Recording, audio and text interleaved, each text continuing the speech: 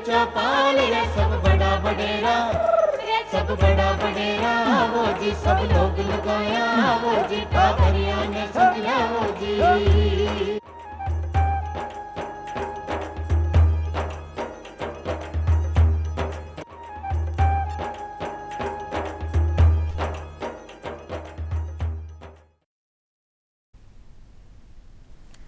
Ram Ram sir. चौपाल देखने वाला सगला दर्शक भाई बहनों को बहुत बहुत स्वागत है।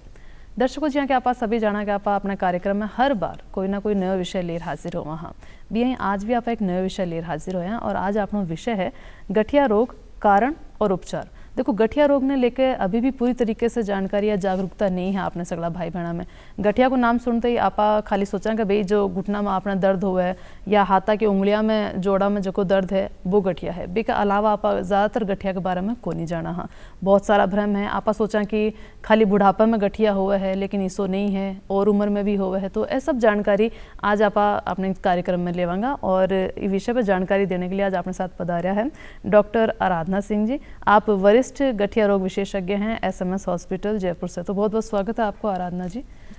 तो जी हाँ कि आज अपना विषय गठिया पे लेके है। तो सबसे पहले तो आप जानेंगे कि गठिया रोग है जो को काई है और शरीर का कौन सा हिस्सा ने प्रभावित करे है। तो गठिया रोग जनरली लोग ये सोचते हैं कि गठिया का मतलब है सिर्फ जोड़ों में दर्द होना। तो जोड़ों में दर्द के अलावा ये कहीं भी अटैक कर सकता है। लेकिन ये एक्चुअली है क्या? तो हमारे शरीर में जो एंटीबॉडीज़ होती हैं, जो हमारे शक्ति होती है लड़ने की रोगों से, तो वो वैसे तो बाहर के इन्फेक्शन से लड़ती है बट यहाँ पे अपने ही शरीर को वो दुश्मन बना लेती है। उन्हीं के अगेंस्ट वो एंटीजन एंटीबॉडी रिएक्शन स्टार्ट हो जाती है और जिसकी वजह से हमारे जोड़, चमड़ी, आँखें, गुर्दे, शरीर का कोई भी हिस्सा इफ़ेक्ट हो सकता है। तो बेसिकली एक इम्यूनिटी की बीमारी है जिसमें इम्यूनिटी ठीक काम करने की जगह थोड़ा सा गलत डायरेक्शन में जाके काम करती है। ये मतलब आपने शरीर में जहाँ रोग प्रतिरोधक क्षमता आपा जी ने बोला हाँ, मतलब हाँ। बाही चीज आपने लिए उल्टो काम करना उल्टा काम कर जो आपने लिए हीरो की तरह काम करे है भाई आपने लिए कैसे भाई विलन की तरह काम करने तो वो आपनो गठिया रोग है। और जी हाँ की डॉक्टर साहिबा बताया कि गठिया रोग खाली जोड़ा का दर्द से मतलब नहीं है बल्कि और भी शरीर का अंग है जगह आँख है गुर्दा है बाना भी प्रभावित कर सके है। एक ज्यादातर आपने भाई बहन की एक मिथ कैस को या मतलब कैस को भ्रम है कहीं है इस पर आज जानकारी ले लेवा क्योंकि एक सोच हमारी के खाली बुढ़ापा में ही मतलब आप बीमारी जब अपनी उम्र बढ़ रही हो जब अपन गठिया की दिक्कत हो तो आप बात कहीं सही है या अलग अलग उम्र में भी हो सके? नहीं, गठिया रोग किसी भी उम्र में हो सकता है। एक पैदा हुए बच्चे में हो सकता है। बहुत जो नियोनेटल ल्यूपस जिसको कहते हैं वो भी हो सकता है। जो जवान बच्चे होते हैं उनमें हो सकता है। जो मिडिल एज में तो सब जानते होता ही है, बुढ़ापे में भी हो सकता है। तो कहने का मतलब है गठिया एक ऐसी बीमारी है जो पैदा हुए बच्चे से लेके बड़ी उम्र तक के लोगों में हो सकता है। जी। एक आप जब गठिया के लक्षण की आप बात करें तो आप देखा कि सिर्फ जोड़ा के अगर ज़्यादातर आई दिमाग में रहे कभी अगर अपना जोड़ा में दर्द है सूजन है तो अपन गठिया हो सके। तो और भी कई लक्षण है जिसे आप पता लगा सकें कि भाई वो अपन गठिया हो सके? हाँ जी। तो गठिया जैसे दो तरह के हम कहेंगे। एक तो जो हमारा रूमेटोलॉजी इम्यूनिटी की जो मैंने अभी बात की है तो एक उसकी वजह से गठिया है, या फिर कई बार जो एक बड़ी उम्र का भी आपने बात किया है या कहीं हमें पहले चोट लगी है, एक उसका आर्थराइटिस होता है। अच्छा। तो अगर हमें मान लीजिए कहीं पे जोड़ों में दर्द है, हमारा कमर में दर्द है, हम सुबह उठ रहे हैं तो बिल्कुल ठीक उठते हैं, जैसे जैसे दिन आगे बढ़ता है हम काम करते हैं हमारा कमर का दर्द और भी ज़्यादा ख़राब हो जाता है। एक तो ये प्रकार है। दूसरा ये है कि हम सोते बिल्कुल ठीक हैं लेकिन रात में दर्द की वजह से कमर में दर्द और जहाँ हमारा पर्स रखते हैं पॉकेट बटक जिनको कहते हैं उनमें दर्द होना, और सुबह उठ के ऐसे लगता है कि सबसे ख़राब टाइम है, उठने में हमें कम से कम आधे से 1 घंटा लग जाता है और जैसे जैसे सूरज ऊपर चढ़ता है लोग कहते हैं काम करते हैं तो ठीक होने लगता है। तो ये अलग प्रकार का है। तो ये जो दूसरा है जिसमें हमें आराम करने से प्रॉब्लम होती है और काम करने से आराम मिलता है। ये इसको हम गठिया कहते हैं, रूमेटोलॉजिकल डिसऑर्डर जिसको कहते हैं। अब बाकी एक वो दूसरा है जो कि हम उसकी दवाइयाँ अलग हैं, उसके लक्षण अलग हैं। मतलब इसो भी कोई तरीका मतलब अगर आप काम करता रहो तो मतलब आपने सही लगेगा, अगर आप आराम करांगा तो आपने दिक्कत हो सके? हाँ बिल्कुल ऐसे होता है। तो इसका एक कारण है कि जब हम एक जगह बैठे हैं तो हमारे जो जैसे मैंने कहा कि एंटीजन एंटीबॉडी हैं या जो और भी कुछ रोग प्रतिरोधक क्षमता की, जो कि आपने अभी बात की है, तो उसके कुछ कंपाउंड होते हैं तो वो हमारे जोड़ों में इकट्ठे हो जाते हैं क्योंकि हम मूव नहीं कर रहे हैं। तो जब वो साइटोकिन्स वगैरह उन जोड़ों में इकट्ठे हो जाते हैं तब वो हमारा डैमेज करते हैं, पेन करते हैं, सूजन हो जाती है। फिर जब आपने मूवमेंट किया तो वो खून के साथ इधर उधर डिस्पर्स हो जाते हैं तो हमें आराम मिल जाता है। तो इसीलिए ऐसा होता है कि जो इस तरह का गठिया होता है उसमें रेस्ट पेन जिसको कहते हैं वो ज़्यादा होता है, मॉर्निंग स्टिफनेस ज़्यादा होती है। सुबह उठ के जो कहते हैं ना कि शरीर अकड़ा हुआ 1 घंटे तक डॉक्टर साहब हमसे हिला ही नहीं जा रहा, तो वो ये इस गठिया का लक्षण जी है। तो बिल्कुल आज चीज़ तो मैंने भी बहुत सुनी लगाई कि काफ़ी लोग से आप सुना कि सुबह उठा जब बहुत ज़्यादा दिक्कत हुए अगर जी हाँ बाथरूम करने भी जाने के लिए तो चलने में बहुत दिक्कत है, मतलब एक अकड़न सी या जकड़न आप कहते हैं शरीर में इसको महसूस हो। तो मतलब आज चीज़ भी गठिया से अभी माना अभी पता चलो क्या मतलब गठिया का भी लक्षण के अंदर आज चीज़ आवे। एक कई लोग कहे कि जब शरीर को कोई हिस्सों सुन्न हो जाओ तो गठिया और आदमी ने भी इसको कुछ हो सके कि मतलब जोड़ा का पेन के साथ कुछ शरीर को हिस्सों कोई सुन्न हो जाए।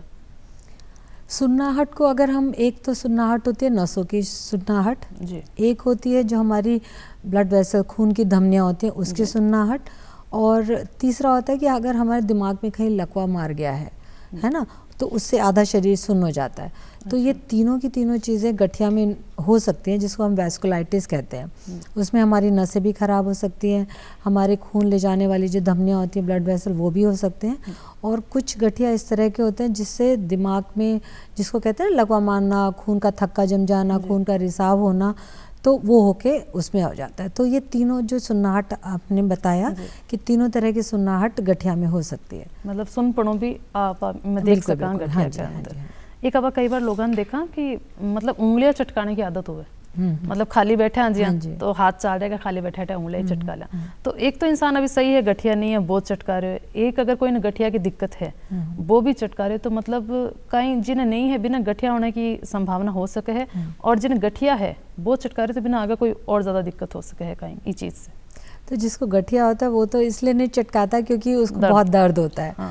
तो जो खाली बैठे हैं जिनको तो हल्के से कई बार वैसी अकड़ाहट होती है एक जगह रखे रखे तो उनको चटका के अच्छा लगता है, तो वैसे कोई नुकसान नहीं है। बट आप किसी चीज़ को ज़बरदस्ती जिस डायरेक्शन में उसका काम नहीं है आपको उस डायरेक्शन में खींच रहे हो तो नेचुरली उससे ट्रॉमा होने के चांसेस होते हैं। अच्छा। तो बहुत ज़्यादा जिनको आदत होती है तो वो ना करें तो अच्छा है, अदरवाइज कभी कभार होने में रिलैक्स होता है तो ऐसा और कोई नुकसान नहीं है। एक आप ऐसा संकेत जानना चाहूँगा कि गठिया है नहीं लेकिन आ सके है शरीर में, तो ऐसा चेतावनी आ रहा कौन सा संकेत है जो अपन चेतावनी के रूप में लेना है और अपन सावधानी बरतनी है ताकि गठिया अपन नहीं हो? तो जैसे मैंने कहा कि इसमें आपको कोई ऐसा बाहर से कुछ वो नहीं है कि आप उसको अवॉइड कर सकें, आपके शरीर के अंदर ही आपके वो बन रहे हैं रोग प्रतिरोधक क्षमता की बीमारी, इम्यूनिटी आपकी डिसरेगुलेट हो रही है। लेकिन जो आपने कहा कि हम क्या अवॉइड कर सकते हैं, तो ये पाया गया है कि जो लोग स्मोकिंग करते हैं, बीड़ी सिगरेट पीते हैं, तंबाकू खाते हैं, या बहुत जहाँ पे एयर पॉल्यूशन है, धूल धुआं गंदगी है, वहाँ उन लोगों में ज़्यादा होता है। तो आप ये कर सकते हैं कि भाई स्मोकिंग बंद कर दें, या पेट में इन्फेक्शन ना होने दें, कहीं बार बार जिसको इन्फेक्शन होता है वो ना होने दें, और साफ़ एनवायरनमेंट भी रखें। बाकी और आप इसको जिसको होना है आप उसके अर्ली लक्षण पहचान सकते हैं। जैसे आप सुबह, जैसे अभी हमने डिस्कस किया कि सुबह उठ रहे हैं शरीर बहुत अकड़ रहा है 1 घंटे तक, तो ये हम एक सोच सकते हैं कि कई बार होता है ना कि सास ने बहू को डांट दिया कि कैसी बहू मिल गई मुझे, तो सुबह उठ ही नहीं रही है ना। तो वो हमें सोच लेना चाहिए कि कहीं ऐसा तो नहीं कि उसे सुबह जो शरीर अकड़ रहा है वो गठिया की वजह से हो। बिना बात के बहुत ज़्यादा कमज़ोरी आना, कि हाथ पैर नहीं खुल रहे हैं, कंघी करने में भी थकान हो रही है, नीचे से ऊपर बैठने में जैसे खड़े होते हैं तो उसमें दिक्कत हो रही है, तो ये कुछ ऐसे लक्षण हैं। या बार बार आंखें लाल हो रही हैं किसी बात पे, बाल बहुत ज़्यादा झड़ रहे हैं, या जब भी धूप में जा रहे हैं हमारा गाल लाल हो जाते हैं और काफ़ी देर तक रहते हैं, 24 घंटे से भी ज़्यादा, शरीर में चकत्ते आ रहे हैं, तो ये कुछ चीज़ें जो हमें थोड़ा सा इंडिकेशन दे देते हैं कि कहीं ऐसा तो नहीं है कि हमें गठिया या बिना कारण के लंबा बुखार चला जा रहा है। तो अगर ऐसा है तो फिर अपना जरूर जांच करानी चाहिए, गठिया हो सकता है, ऐसे हो सकता है। एक गठिया का आप प्रकार भी जानना चाहूँगा की तरीके का गठिया है, तो सामान्य रूप से ज़्यादातर केस आ रहा होगा, तो बाकी बारे में आप जाना की तरीके का गठिया है। गठिया देखे तो 150 से ऊपर तरह के गठिया होते हैं, बिल्कुल, अगर हम पूरे लिस्ट बनाना शुरू करें तो। लेकिन जो मेन है जो हमें देखने को ज़्यादातर मिलते हैं, तो एक तो रूमेटॉइड आर्थराइटिस है, अच्छा। जिसमें आपने कईयों को देखा होगा कि हाथ टेढ़े हो रहे हैं जिनके, हाँ, मतलब हाथ है ना, उंगलियां हाथ बिल्कुल मुड़ी हुई डिफॉर्म हैं। हो जाते हैं, जी। तो एक रूमेटॉइड आर्थराइटिस होता है। तो वो जनरली गठिया, वो वाला गठिया रूमेटॉइड हड्डियों में असर डालता है, लेकिन अगर आपने उसका ट्रीटमेंट नहीं लिया तो वो आँखों को, लंग्स को, फेफड़ों को, इनको भी इन्वॉल्व कर लेता है। और जैसे आपने कहा सुन्न हो जाना, तो नसों को भी कर लेता है। फिर एक होता है चमड़ी का गठिया, हम जो सोरियासिस जिस बीमारी को कहते हैं ना कि वह चमड़ी का रोग है, तो वो भी एक गठिया का प्रकार है। अगर किसी को सोरियासिस है और साथ में जोड़ों में दर्द है तो हम मान के चलें कि ये भी एक गठिया हो सकता है। फिर एक ल्यूपस का आपने नाम सुना होगा, आपने देखा होगा किसी के बाल बहुत उड़ गए, लाल हो रहा है यहाँ पे गाल में, जिसको मैलर रैश कहते हैं, या मुंह में छाले हैं, किसी के छाले ही ठीक नहीं हो रहे हैं, साथ में खून की बहुत कमी हो रही है, एक ये वाला गठिया होता है। एक होता है कि चमड़ी आपकी इतनी टाइट हो, जैसे आप इस चमड़ी को उठा सकते हैं, हाँ। उसमें वो चमड़ी इतनी टाइट हो जाती है कि जैसे बिल्कुल किसी ने मतलब पकड़ चिपका कौन सा दिया, काम आप पकड़ नहीं सकते। मुंह आपका पूरा नहीं खुलता, आपका जैसे हम बोलें कि मुंह खोलो, हाँ। तो वो मुंह नहीं खोल सकते। और सांस लेने में दिक्कत होती है, उनके फेफड़ों में भी असर आता है, जिसको ILD कहते हैं, उनके हार्ट में भी आता है, हाथ नीले पड़ जाते हैं, तो वो एक तरह का गठिया है। आपने गैंग्रीन देखे होंगे बहुत, है ना, जिनकी उंगलियां काली पड़ जाती हैं पैरों की, हाथ की, वो भी एक तरह का गठिया है। या फिर जिसके ठंडे पानी में हाथ डाला, उंगलियां सफ़ेद हो गई, नीली पड़ गई एकदम, तो वो भी एक तरह का गठिया का लक्षण हो सकता है। या किसी के बच्चे बार बार गिर रहे हैं और कुछ नहीं है, उसे और कोई दिक्कत नहीं है, बस जब भी उसके बच्चे होते हैं पहले ट्राइमेस्टर में अर्ली, उसके बच्चे गिर जाते हैं, तो जब जांच कराओ तो वो एक गठिया का एक प्रकार है, वो भी निकल सकता है। जी, तो आप जाने कितने तरीके का गठिया आपने डॉक्टर साहिबा बताया, तो अलग अलग तरीके का है। अब जब इलाज की बात करें, और गठिया भी अलग अलग तरीके का है, तो इलाज भी सामान्यतः भी अलग अलग तरीके से होगा। एक तो आप मैं जांच भी जानना चाहूँगा, कौन कौन सी आप जांच करा ले गठिया, अगर अपन लाग रहे हो कि अपन गठिया हो सके, तो एक तो आप जांच कौन कौन सी करा, और फिर इलाज की तरीकों को चालू हुए। जांच एक तो हम रूटीन में कराते हैं ना, जिसको CBC कहते हैं। उसमें अगर कोई और कारण हमें नहीं मिल रहा है और सिर्फ खून की कमी है या प्लेटलेट्स की कमी है या फिर प्लेटलेट बहुत ज़्यादा है, दोनों चीज़ें, अच्छा। तो वो एक हम रूटीन में कराते हैं। दूसरे ये देखते हैं ESR CRP, वो करा लेते हैं। लीवर के कुछ टेस्ट कराते हैं, गुर्दे के टेस्ट कराते हैं। अच्छा। तो ये हमारे रूटीन के टेस्ट हैं। फिर हम जो खास टेस्ट हैं इस बीमारी को पकड़ने के, जैसे मैंने कहा रूमेटॉइड, कि अगर सिर्फ उसको हाथों की जोड़ों में दर्द है, सिर्फ जोड़ में दर्द है, तो हम सब ने सुना है कि RF फैक्टर जो है रूमेटॉइड फैक्टर, वो करा लेते हैं। एंटी-CCP है, तो जो सिर्फ रूमेटॉइड आर्थराइटिस को पकड़ के हमें बताता है ये है, वो करा सकते हैं। एक्सरे करा सकते हैं हम, छाती का, हाथ का, कमर का, जिनको कमर का दर्द है वो करा सकते हैं। फिर एक जो स्पेसिफिक टेस्ट और आ गए कि ANA हम करा सकते हैं, या जिसका खून, जैसे अभी बताया ना बार बार बच्चे गिर रहे हैं, हाँ। तो उनका एक अलग टेस्ट होता है, एप्लस को जिसको कहते हैं, तो उनके टेस्ट करा लेते हैं कि उनका खून बहुत ऐसा तो नहीं है जिसकी वजह से बच्चे बार बार गिर रहे हैं। तो टेस्ट बहुत सारे हैं हमारे पास। जो अभी नया चीज़ है तो पहले से, लेकिन अब लोगों ने उसको पहचाना है कि एक तो हम अल्ट्रासाउंड से बहुत आराम से, बहुत जल्दी ये पता लगा सकते हैं करके कि इनके जोड़ों में जो है वो दर्द सिर्फ दर्द है, आर्थ्रेल्जिया, कि वाकई में आर्थराइटिस है। दो चीज़ें होती हैं, आर्थ्रेल्जिया या आर्थराइटिस। आर्थ्रेल्जिया में क्या होता है कि सिर्फ जोड़ों में दर्द होगा, लेकिन कहीं सूजन नहीं आएगी, सुबह उठने में दिक्कत नहीं होगी, या दबाने से आपको इतना दर्द नहीं होगा। आर्थराइटिस में आपको सूजन होगी, सुबह उठने में बहुत दिक्कत होगी 1 घंटे तक, और आप देखेंगे तो जोड़ों में जैसे ही आप दबाएंगे ना तो बहुत ज़्यादा दर्द होगा। तो ये 2 तरह की चीज़ें हम अल्ट्रासाउंड से बहुत आसानी से पता लगा सकते हैं, ब्लड टेस्ट के अलावा या एक्सरे के अलावा। MRI तो खैर बहुत एडवांस है, तो उससे हम काफ़ी चीज़ें पता लगा सकते हैं। तो पता लगने के बाद इलाज की प्रक्रिया क्या है? बस जैसे जैसे हमें पता चलता है, जो भी प्रकार हमारा निकलता है, तो उसकी सबकी दवाइयाँ अलग अलग हैं। अच्छा। पहले हम गोलियाँ शुरू करते हैं, बहुत तरह की हमारे पास गोलियाँ, इससे आराम नहीं आ रहा तो हम दूसरी दवाइयाँ दे सकते हैं, बहुत सारी दवाइयाँ हैं। अगर उनसे भी आराम नहीं आ रहा है तो हमारे पास बहुत इंजेक्शन्स आ गए हैं, और वो इंजेक्शन लगा सकते हैं, कुछ 15 दिन में लगने वाले हैं, कुछ महीने भर के हैं, कुछ तो हमारे पास अब हम लोग काफ़ी कंफर्टेबल हैं इस मामले में कि दवाइयाँ हमारे पास पूरी हैं, ज़रूरत है बस उसको टाइम से लेने की और फॉलो करने की। तो दवाइयाँ की आप बात करी कि मतलब जी भी प्रकार को भी तरीके की आप दवाइयाँ चालू कर देवा। हाँ जी। तो दवाइयाँ लेने से कहीं पूरी तरीके से गठिया ठीक हो सके या आपने हमेशा लेनी पड़ेगी दवाइयाँ? तो इसको हम ये कहते हैं कि जैसे दो होते हैं कि क्या ये ट्रीट हो सकती है, क्या ये ठीक हो सकती है, जी। दो शब्द हैं। तो जैसे डायबिटीज़ है, हाइपरटेंशन है, थायराइड है, और इसी तरह गठिया भी है कि ये ट्रीट हो सकती है। आप दवाई देंगे तो बीमारी कंट्रोल में रहेगी, लेकिन जैसे ही आप छोड़ेंगे तो आपकी बीमारी वापस से बढ़ जाएगी। अच्छा। तो इसीलिए ये वाला है कि ये ट्रीट कर सकते हैं, लेकिन ये हम सोचे कि जड़ से ख़त्म हो जाएगा, ये थोड़ा मुश्किल है। हाँ जी। जी, तो कहना मतलब अपना अगर कोई भाई बहन ऐसा है जिन्हें गठिया है तो मतलब आने दवाइयाँ ये नहीं कि अपन जब थोड़ा अच्छो लागन लग जाए कि आप ठीक हो रहा तो आप दवाइयाँ छोड़ देवा, मतलब हाँ, छोड़ना नहीं तो चाहिए। अपन छोड़नो नहीं है दवाइयाँ ने, अपन लगातार बने लेते रहना है। कम कर सकते हैं कि 4 की जगह 3 कर दी, 3 की जगह 2, 1, लेकिन ये नहीं कि हम बिल्कुल छोड़ के बैठ गए, क्योंकि ये बीमारी ऊपर नीचे होती है। छोड़ते जब ये वापस आती है तो काफ़ी खराब रूप में आती है। हम दवाइयाँ में आप एक स्टेरॉइड और सुना के भी में स्टेरॉइड दी जावे है, तो कई भाई बहन केक रहे जहाँ थे 3-4 गोलियाँ और तो केक रहे कि जब यहाँ लगा थोड़ा ठीक हो रहा है तो स्टेरॉइड तो चालू रख लेगा, बाकी दवाइयाँ ना छोड़ देगा। तो खाली स्टेरॉइड लेने से इसका कोई दुष्प्रभाव भी हो सके है ज़्यादा हो जाओ तो? हाँ बिल्कुल, ये बहुत ही कॉमन प्रैक्टिस है। मैं तो इस स्टेरॉइड को जादू की गोली कहती हूँ। तो पेशेंट जब आते हैं तो मैं यही पूछती हूँ कि तुमने जादू की गोली खाई है क्या? अच्छा। तो क्योंकि वो गोली खाते ही पेशेंट को बहुत आराम मिलता है। अच्छा। तो वो क्या करता है कि वो खाने लग जाता है, क्योंकि खाते ही आराम मिल गया, बाकी जो असली दवाएं वो छोड़ देता है। अच्छा। जो कि बिल्कुल गलत है।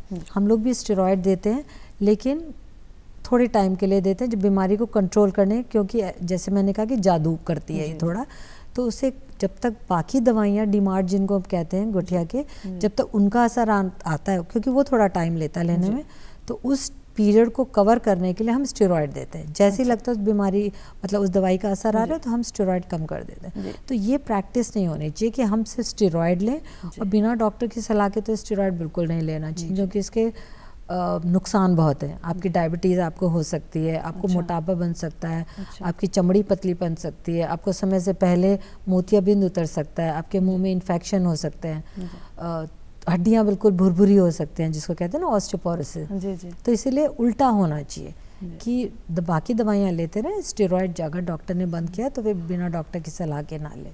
जी, मतलब शायद स्टेरॉइड ये देता होगा कि एक तुरंत आराम अपने भाई बहन मिल जाए, क्योंकि वो बहुत परेशान हुए, दर्द ज़्यादा हो रहे हुए, तो डॉक्टर लोग स्टेरॉइड देता होगा कि भी एक बार मारा आ जाए। लेकिन क्योंकि बाकी दवाइयों को अपना काम है और हर दवाई ने थोड़ा टाइम लागता होगा सही होने में, तो बाकी दवाइयाँ ना अपन अवॉइड नहीं करना है। मतलब ये नहीं सोचा कभी जो आराम दे रहे हो आप बाई ले ले हमेशा, वो अपने भाई बहना ने नहीं करना है। बाकी दवाएं भी जहाँ बताया है डॉक्टर भी हिसाब से आपने लेनी है, और स्टेरॉइड जब डॉक्टर बतावे जब भी आपने लेना, और जब बंद कर दे तो आपने बंद कर देनी है। तो एक आप देखा कि कई बार बहुत लोग कहे कि अगर भी थाने गठिया है ना तो एक्सरसाइज नहीं करनी चाहिए, तो ये बात में कितनी सच्चाई है? वाकई में गठिया के रोगी ने एक्सरसाइज नहीं करनी चाहिए, और अगर करनी चाहिए तो मतलब कहीं सावधानी में बरते? बिल्कुल उल्टा है एक्चुअली जी। जो गठिया के मरीज हैं उनको एक्सरसाइज करनी चाहिए। अच्छा। जैसे मैंने आपको बताया ना कि अगर हम एक जगह बैठे रहते हैं तो वो सारे साइड एक जगह हो जाते हैं, जब चलने लगते हैं तो दर्द ठीक हो जाता है। तो इसलिए कसरत एक दवाई जितनी ज़रूरी है उतनी ही ज़रूरी कसरत है। इसलिए गठिया के मरीज को कसरत बिल्कुल बहुत ही ज़रूरी है करना। अब ये देखना कि कितनी करनी है, तो मैं ये कहूँगी कि जितना कोई नॉर्मल इंसान करता है उतनी ही करनी चाहिए। पहले एक बार सीख लें और फिर आप कर लें एक्सरसाइज। अगर आपको तकलीफ़ होती है हर बार जब भी आप एक्सरसाइज कर रहे हैं तब तकलीफ़ हो रही है, तो इसका मतलब कुछ और प्रॉब्लम है साथ में, तो आप उसको अपने डॉक्टर की सलाह लें, जो गठिया रोग विशेषज्ञ। आप उनसे पूछ लीजिए कि डॉक्टर साहब मैं जब भी करता हूँ तब दिक्कत होती है।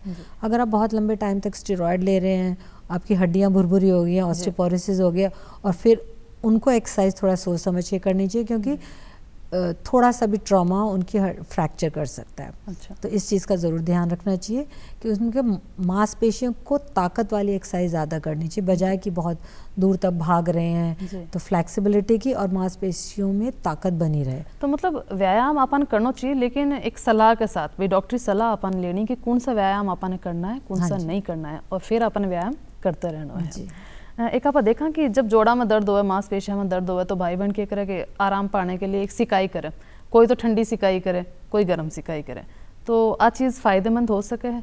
और अगर फ़ायदेमंद है तो यहाँ का तरीका और बताओ आप, मतलब ठंडी सिकाई की तरीके से ले सका और गर्म की तरीके से ले सका? ये तो जैसे अगर पेशेंट को अगर आराम अच्छा लग रहा है करके, चाहे ठंडा हो चाहे गर्म हो, तो वो उसके सोच के ऊपर है। अच्छा। कि अगर उसे जैसे ठीक लग रहा है वो वैसे करे। लेकिन ज़्यादातर हम ठंडी सिकाई तब करते हैं कि जहाँ खून का रिसाव, जैसे चोट के बाद है, तो हम उसमें गर्म सिकाई नहीं कहते, हम कहते हैं उसमें बर्फ़ का सेक लगे। जैसे घुटने में चोट लग गई तो हम कहते हैं बर्फ़ का सेक करें। अगर उसको, तो उसमें वो ज़रूरी है। लेकिन जैसे गठिया का मरीज है, अगर उसको किसी भी सिकाई से ठंडे गर्म से लग रहा है तो वो कुछ भी कर सकता है। बट उसमें बीमारी, क्योंकि मैंने कहा कारण अलग है उसका, तो उसमें लगता नहीं है कि सिकाई से बहुत ज़्यादा फ़र्क पड़ेगा। लेकिन आपको अच्छा लग रहा है तो कर सकते हैं। जैसे एक गठिया, एक प्रकार का गठिया होता है फाइब्रोमाइल्जिया जिनको हम कहते हैं, तो उसमें पेशेंट के सारे टेस्ट नेगेटिव आते हैं, लेकिन फिर भी पेशेंट को जहाँ भी कोई दबाता है, हाथ करता है, उसको बहुत दर्द होता है, जगह जगह पे दर्द होता है, और ना तो उसका कहीं मन लगता, ना नींद ठीक आती है। लेकिन ऐसा लोग कहते हैं कि मुझे सिकाई से अच्छा लग रहा है तो बिल्कुल सिकाई कर लीजिए, उसमें कोई मनाही नहीं है। अच्छा, ये क्योंकि कई बार क्या करे कोई जहाँ दवाई है रगड़ने की, मतलब थोड़ा आप मलम टाइप जहाँ दर्द भगाने को जो दवाई हो, तो भी ना भी बहुत देर तक रगड़ेगा, मतलब बहुत देर तक मसलेगा, तो वो सही रहे या बस हल्का सा पानी लगानी चाहिए भी चीज़ में? हाँ, वो अगर बहुत ज़्यादा रगड़ते हैं तो चमड़ी पे लाल दाने आ जाना, जलन होना बहुत ज़्यादा रहती है, तो रगड़ने की ज़रूरत नहीं है। बस एक लेप लगा के हल्का सा छोड़ दीजिए कहाँ पे दर्द है, तो वो दवाई फिर भी अपने आप काम करेगी। एक तो ज़्यादातर आप बताए कि इलाज में दवाएं को इस्तेमाल हो रहे हैं, लेकिन कुछ केस ऐसा भी हो कि गठिया मतलब ऑपरेशन से ही सही होता हो, तो सर्जरी भी ज़रूरी हो? मतलब कुछ गठिया ऐसे हैं, जैसे मैंने कहा रक्त की धमनियाँ जिनमें होता है वो वाला जो वेस्कुलाइटिस होता है, या कुछ बीमारियाँ होती हैं जिनमें ब्लॉक हो जाता है, है ना, सिकुड़ जाती है ना, सिकुड़ जाती है, तो उसमें आप स्टेंट डाल देते हैं। हाँ। तो वो रास्ता खुल जाता है, उसमें दवाइयाँ लेनी है। अच्छा। लेकिन उसमें आप ऑपरेशन करा के जो है वो स्टेंट डाल के रास्ता खोल सकते हैं। दूसरे की डिफॉर्मिटी अगर हो गई, मान लो कोई काम करने वाला है ना, दर्जी है, उसका हाथ गठिया से टेढ़ा हो गया, या जिसका यंग बच्चे होते हैं, 40 से नीचे वाले लोग होते हैं, तो वो घर का सारा काम तो घर की महिलाएं करती हैं, लेकिन रोटी कमाने का, बाहर जाने का काम उनको करना पड़ता है। तो ऐसों का अगर गठिया से कुल्हा खराब हो गया है ना, या घुटने खराब हो गया, तो वो ऑपरेशन करके कुल्हा बदल सकते हैं, घुटना बदल सकते हैं, और बाकी दवाइयाँ चलती रहेंगी। तो ये वाली चीज़ें हैं जो, बट वैसे बीमारी ऑपरेशन से ठीक नहीं होती, बीमारी की वजह से जो डिफॉर्मिटी आई है वो ऑपरेशन से ठीक हो सकती है। जी, मतलब दवाइयाँ तो आप साथ में लेनी पड़ेगी। जी। एक आप देखा अनुसंधान तो हर चीज़ में नया नया प्रयोग होता ही रहे, तो गठिया का जो अनुसंधान में अब कोई नया नवाचार आया है कहीं है? ये मैं अगर आपको बताऊंगी आपको तो काफ़ी टेक्निकल चीज़ें हैं ये। अच्छा। तो नवाचार तो आए दिन हो रहे हैं और बहुत नई नई दवाइयाँ आ रही हैं, कारण ढूंढे गए हैं कि ये बीमारी आखिर हुई क्यों। तो जैसे जगह जगह के हमें रूट पता लगाए हैं कि ये वाली चीज़ यहाँ जाके एक्ट करती है, फिर ये यहाँ पे आती है, उसकी मदद कौन कर रहा है वो काम करने में, है ना। तो जो मददगार हैं, तो अब दवाइयाँ क्या हैं, उन मददगारों की गर्दन पकड़ रही है। अच्छा। कहने का मतलब है उनको टारगेट करके उनके अगेंस्ट दवाइयाँ बन रही है। तो जब उनको मदद नहीं मिलेगी, वो रूट बंद हो जाएगा, तो वो बीमारी रुक जाएगी। तो अब काफ़ी एडवांस ट्रीटमेंट अब आने लग गया है, तो आने वाले टाइम में काफ़ी मदद मिलेगी इससे। बस उसका अभी डिसएडवांटेज ये है कि महंगे बहुत हैं, आम आदमी की पहुंच से दूर है वो, काफ़ी ज़्यादा पैसा लगता है इसमें। वो भी जान, क्योंकि ज़्यादातर बीमारियों के साथ आप खान पान भी जुड़े होगा, आप किसो खा रहे हैं किसो पी रहे हैं, वो भी आपने शरीर पर फ़र्क डाला है। तो गठिया के मरीज है बाना, आप खान पान में कई सलाह दोगा कि मतलब कई खाना चाहिए कई नहीं खाना चाहिए? सब खाना चाहिए, जो भी अच्छा लगे वो खाना चाहिए, बस वज़न नहीं बढ़ने देना चाहिए। अगर मैंने कहा सब खाना चाहिए, ऐसे नहीं कि वो लड्डू खाना शुरू कर दें और वज़न बढ़ा लें, क्योंकि वज़न बढ़ेगा तो नेचुरली आपके जोड़ों पे असर आता ही है। तो वज़न नहीं बढ़ाने दें, मीठा कम खाएं, क्योंकि आपके स्टेरॉइड से भी ब्लड शुगर थोड़ा बढ़ता है। अच्छा। तो मीठा कम खाएं, और बाकी हमारी तरफ से कोई मनाही नहीं है कि भाई दूध नहीं खाना, दही नहीं खाना, या कोई और दाल नहीं खानी, हमारी तरफ से कोई मनाही नहीं, सब खा सकते हैं। बस कोशिश मतलब आपन को करनी है कि जिससे भी वजन बढ़ रहे हो, आपन पता है आ चीज़ आपनो वजन बढ़ा रही है, तो बात चीज़ आपने नहीं खानी। या फिर किसी खाने से एलर्जी हो रही है, अगर आपको हर बार आप नोट कर रहे हैं कि मैं जब भी दही खाती हूँ मेरा जोड़ों में दर्द बढ़ जाता है, सूजन होती है, चीज़ आपने तो वो बंद कर देनी है। तो सबके लिए अलग अलग होगी कि कौन सी चीज़ के नुकसान दे रही, तो अपन खुद ने ध्यान रखना है और बात चीज़ आपने नहीं खानी है। तो अनुराधा जी, आप आराधना जी आप आया और इतनी अच्छी जानकारी दी हमारे सगला दर्शक भाई बहनों, तो बहुत बहुत धन्यवाद के लिए। और दर्शक भाई बहनों, फिर मिलांगा एक नए विषय के साथ, जब तक दो इजाज़त, राम राम सा। नमस्ते।